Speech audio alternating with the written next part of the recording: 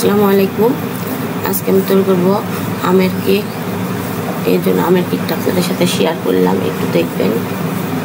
শুরুতেই আমি একটা বোলে চিনি নিয়ে নিয়েছি, 1 কাপের একটু কম। এর ভিতরে আমি সয়াবিন তেল দিয়ে দিয়েছি, দিয়ে ভালো করে দুটাকে আমি একসাথে মিক্স করে নেব কিছু সময়।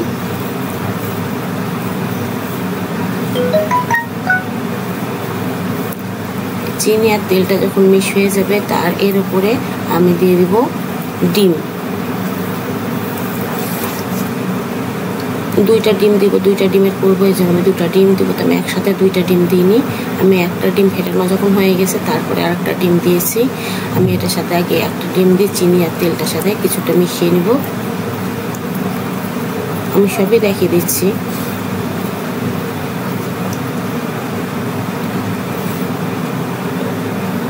আপনারা যদি হাত দিয়ে করতেছেন, হাত দিয়ে হতে পারে, আমি হ্যান্ড উইচের দিয়ে করে নিয়েছি। আর যাদের ইলেকট্রিক বিটার আছে তাদের আরও তাড়াতাড়ি হয়ে যাবে। একটু চিনিটা যতক্ষণ না মিশবে ততক্ষণ ধরে আমাদেরকে এটাকে ভালো করে ফেটিয়ে নিতে হবে। পরে আর একটা ডিম দিয়ে দিলাম, যেহেতু 2টা ডিমের করবো, এই জন্য আর একটা ডিম দিয়ে আমি খুব আস্তে আস্তে করে এটাকে আমি ব্লেন্ড করে নিয়েছি হাতের হ্যান্ড উইচের দিয়ে।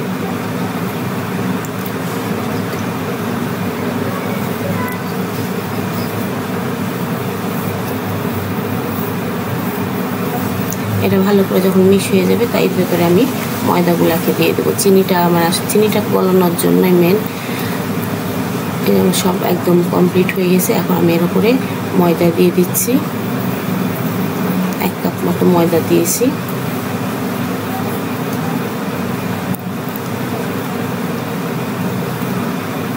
আর এর উপরে দিয়ে দেবো আমি বেকিং পাউডার। আমি এটাকে চেলে রেখেছিলাম আগে থেকে, এই ভিডিওটা ছোটো করার জন্য। চেলে রেখে আপনারা একটু পারলে চেলে দিবেন, চালনাতে, তাহলে জিনিসটা আরও ভালো হবে। আমিও চেলে দিয়েছি, আমি এটা দেখাইনি। আর এর উপরে একটু বেকিং পাউডার দিলাম, একটু বেশি করে বেকিং পাউডার দিতে হবে, এই জন্য 2 চামচ বেকিং পাউডার দিয়েছি। যেহেতু এটা আমের কেক, এই জন্য এখানে একটু বেশি করে দিতে হবে।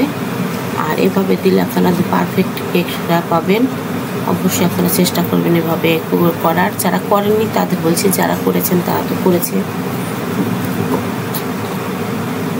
এভাবে আমি এটাকে সবগুলাকে একসাথে মিশিয়ে নিলাম।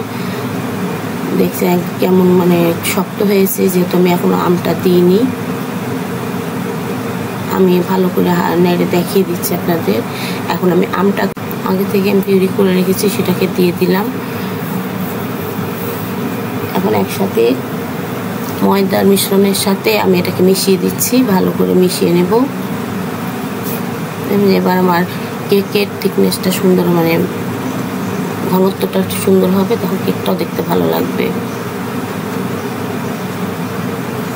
যেহেতু প্রথমে ছিল একটু শক্ত শক্ত, এখনও আমটা দিয়ে দেওয়াতে এটা একদম সুন্দর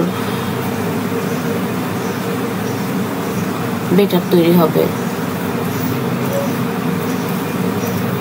আমি এটাকে ভালো করে এটাকে মিক্স করে নিচ্ছি। আপনারা এটাকে হাত দিয়েও মিক্স করে নিতে পারবেন ভালোভাবে।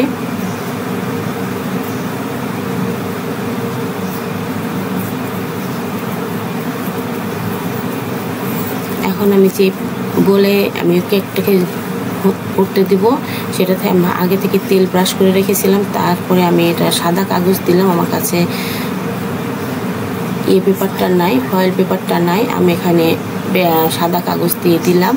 ভালো করে তেল ব্রাশ করে এর উপরে আমি ডবল করে দিলাম, যেন নিচ থেকে পুড়ে না যায়, কিন্তু নিচে আঁচটা একদম বেশি পাই।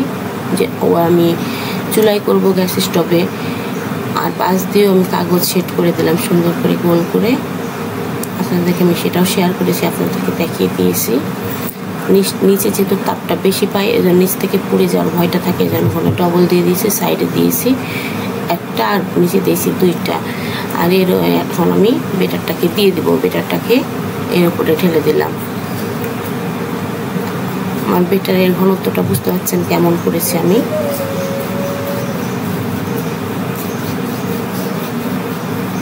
খুব অল্প উপকরণে আমি এর ভিতরে দুধ দিইনি, কোনো কিশমিশ দিইনি। কিশমিশ বা মোরব্বা দিলে ওই হয় যেটা আমের।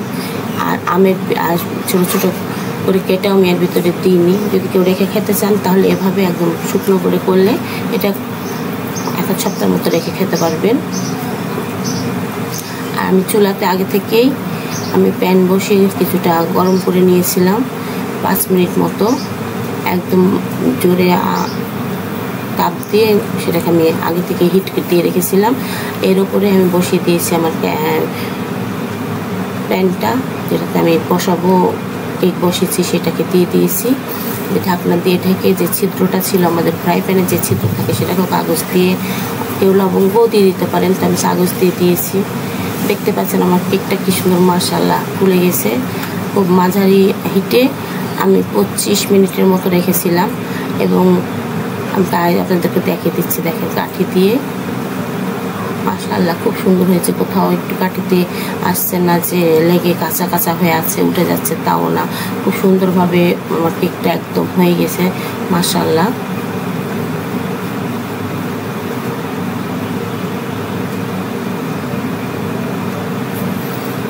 এখন আমি এটাকে বের করে নিব।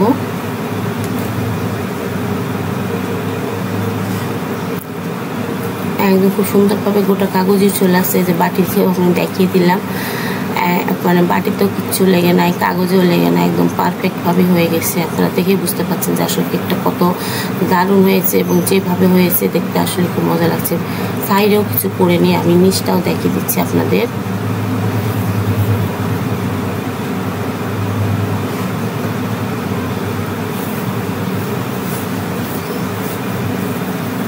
এই যে 2টা কাগজ দিয়েছিলাম, দেখেন একদম 2টা কাগজ খুব সুন্দরভাবে উঠে গেছে,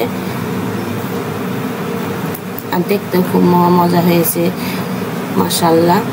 আমার ভিডিওটা কেমন হয়েছে অবশ্যই আপনারা লাইক কমেন্ট শেয়ার করে জানাবেন, অবশ্যই একটু লাইক কমেন্ট করবেন। এখন আমি কেটে দেখিয়ে দিচ্ছি কেকটা কেমন হয়েছে।